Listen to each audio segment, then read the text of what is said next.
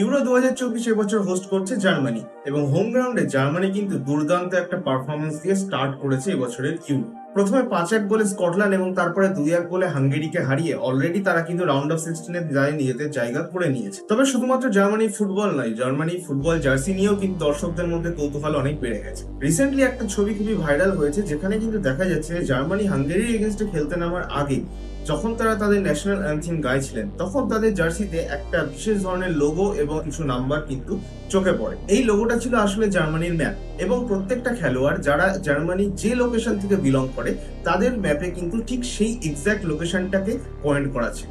এবং এর পাশাপাশি যে নাম্বারস গুলো দেখা যাচ্ছিল, সেই নাম্বারস গুলো আসলে প্রত্যেকটা খেলোয়াড়ের তাদের ন্যাশনাল টিমের হয়ে যে কটা অ্যাপিয়ারেন্স রয়েছে সেই সংখ্যাটা। সো জার্মান ন্যাশনাল টিমের জার্সিতে এই নতুন ফিচার্স গুলো নিয়ে তোমাদের কি মতামত সেটা কিন্তু আমাকে অবশ্যই কমেন্ট করে জানাও। আর এই ধরনের ফুটবল আপডেটস পেতে হলে তোমরা কিন্তু আমায় ফলো করতে পারো।